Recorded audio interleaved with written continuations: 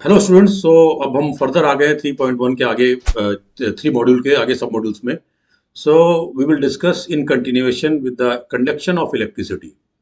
So first you need to understand electricity होता क्या है और क्या क्या पैरामीटर्स होते हैं इलेक्ट्रिसिटी में, जो फ्लो, रेजिस्टेंस एंड वोल्टेज, इन दिन के बारे में हमारा डिस्कशन होगा।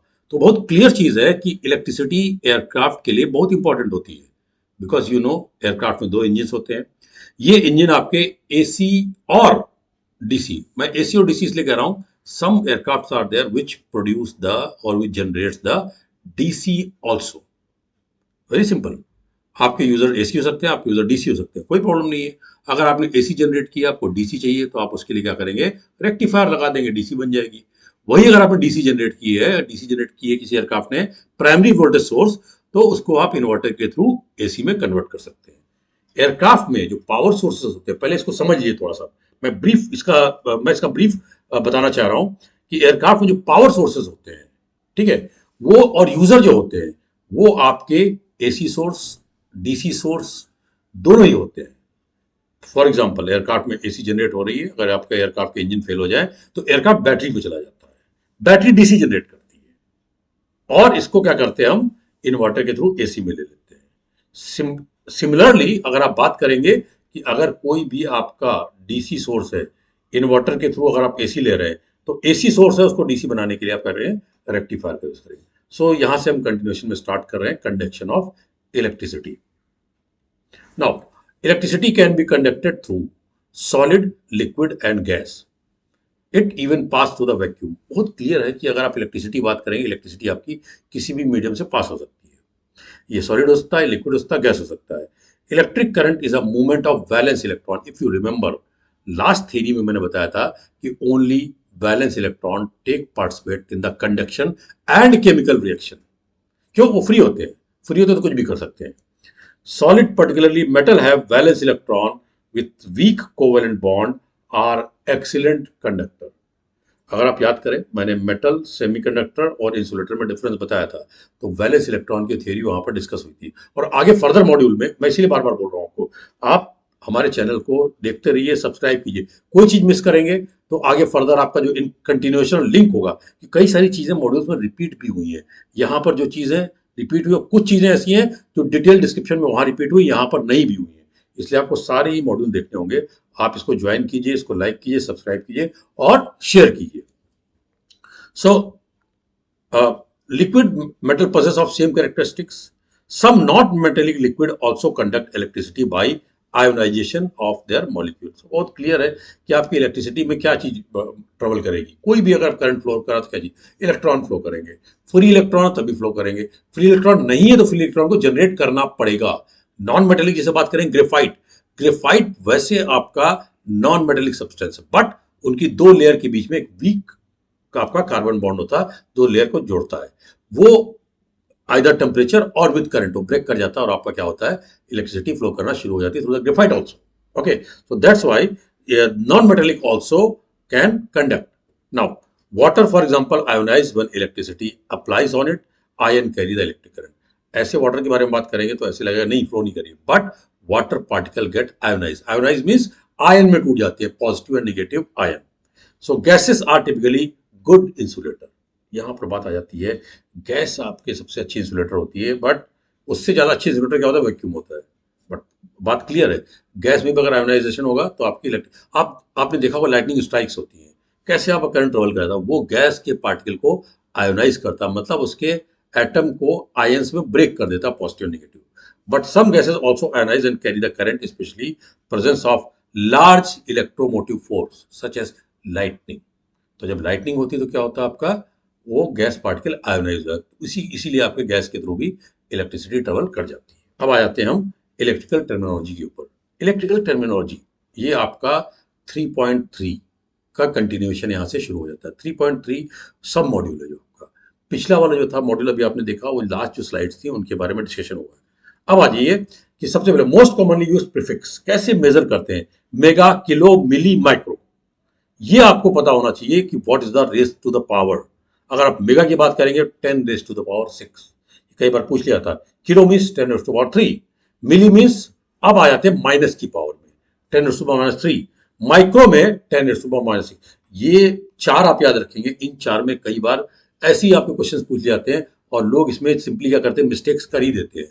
सो बेटर होगा जो बताया गया उसको आप एक बार देख लीजिए कितने की पावर में क्या चीज होती है। तो यहाँ पर अगर आप देख रहे हैं, सो बहुत सिंपल है। यहाँ पर अगर आप बात देखें 1000, तो इसका मतलब क्या हो गया, अगर आपका नंबर ऑफ जीरो 1 2 3 4 5 6, सो 10⁻⁶ हो गया। मेगा क्या हो गया, 10⁻⁶। 1000 में 10⁻3। लेकिन जब 1 के फॉर्मेट में आ जाते हैं तो यहाँ पावर आपकी माइनस में शुरू हो जाती है। यहाँ पर 10⁻⁻3 मतलब मिली, और माइक्रो की 10⁻⁻⁶ हो जाती है।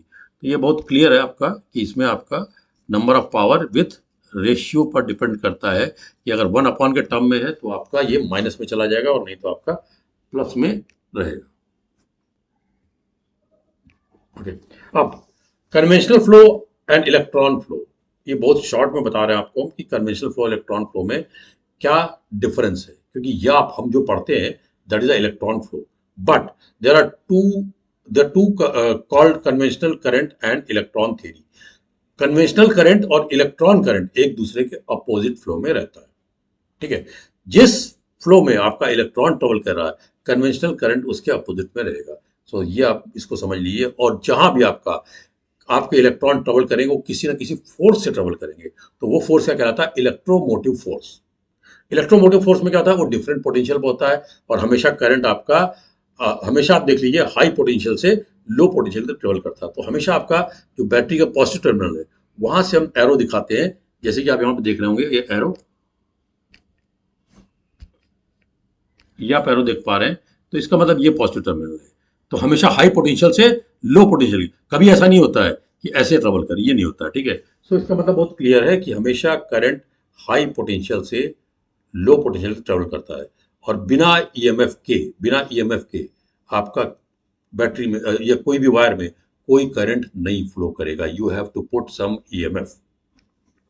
अब देखिए इसमें नेक्स्ट डायग्राम आपको दिखा रहे हैं इसमें कि ईएमएफ का सोर्स क्या होता है। सेल, सिंपल सेल क्या है, उसमें पॉजिटिव टर्मिनल नेगेटिव टर्मिनल है।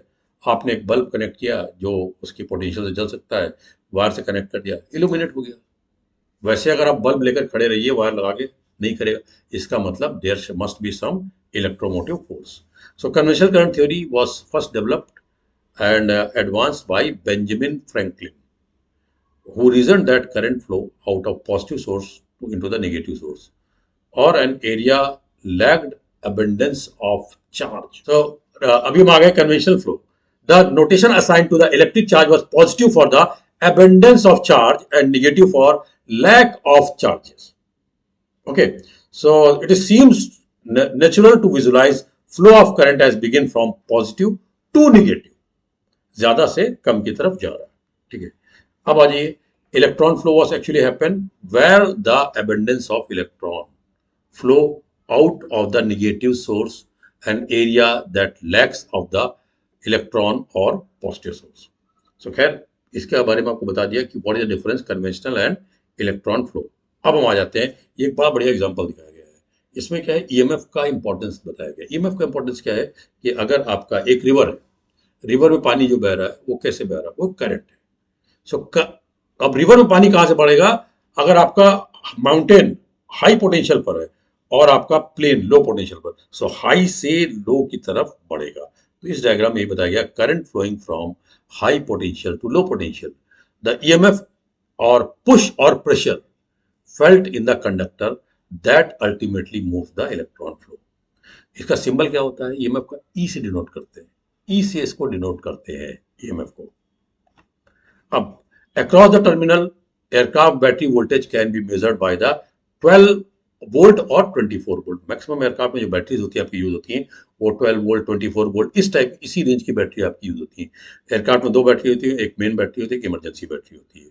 सो उसका नोमेनक्लेचर इस टाइप से होता है। अब आ जाइए करंट फ्लो। एयरक्राफ्ट में करंट फ्लो के 3 सिस्टम्स है। एक क्या है आपका इंजन ड्रिवन जनरेटर, मतलब जो एयरक्राफ्ट का इंजन। दूसरा क्या है, ground power unit, aircraft on ground, आपको इंजन नहीं स्टार्ट करना है तो उसको क्या बोलते हैं, जीपीयू। याद रखिएगा इसको, कई बार पूछा जाता है कि on ground without engine starting and without battery what the source to connect to flow the you can say electricity in the aircraft. So that is very clear for the GPU, ground power unit. So the there cannot be flow in the conductor unless there is a applied voltage from battery, generator और ground power unit. तो इस diagram में तीनों चीजें दिखाई गई हैं कि क्या क्या सोर्सेज होते हैं जिसके थ्रू आपके एयरक्राफ्ट में. अब आइए फॉर्मूला पर. फॉर्मूला बहुत सिंपल है. Electromotive force is equal to E upon Q. मतलब क्या हो गया आपका, E is a energy and Q is a charge.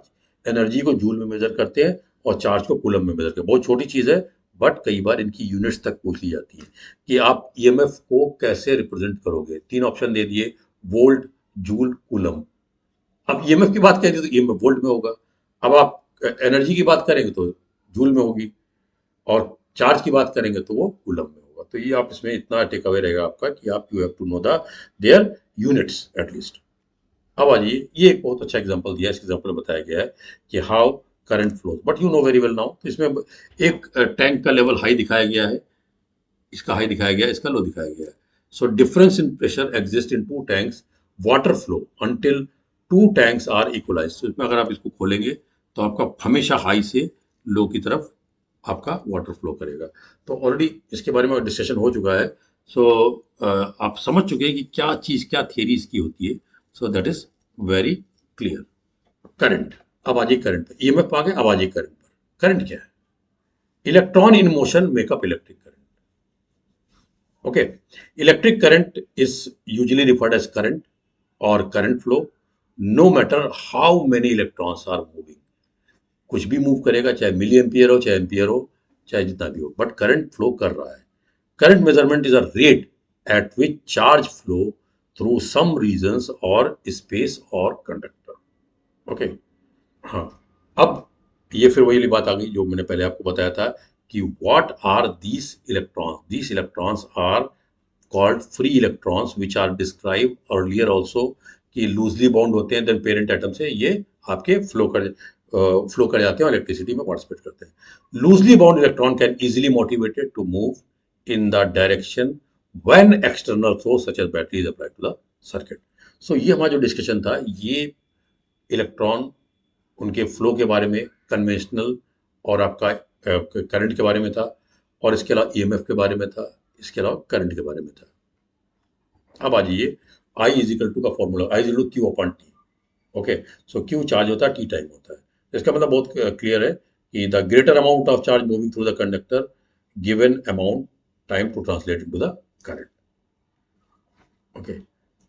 So students, आज तक के लिए हमने इतना डिस्कशन किया है. नेक्स्ट हमारा जो डिस्कशन होगा वो रेजिस्टेंस के बारे में होगा और इसके अलावा कुछ और सोर्स जो आपके जनरेशन के होते हैं उनके बारे में होगा, जो आपके एक्चुअली एयरक्राफ्ट में होते हैं उनको क्या बोलते हैं और कैसे आपकी एयरक्राफ्ट की जो इंजन वेरिएबल स्पीड पर रन करता है उसको कांस्टेंट सप्लाई यूजर्स को कैसे मिलती है, बसेस को कैसे मिलती है.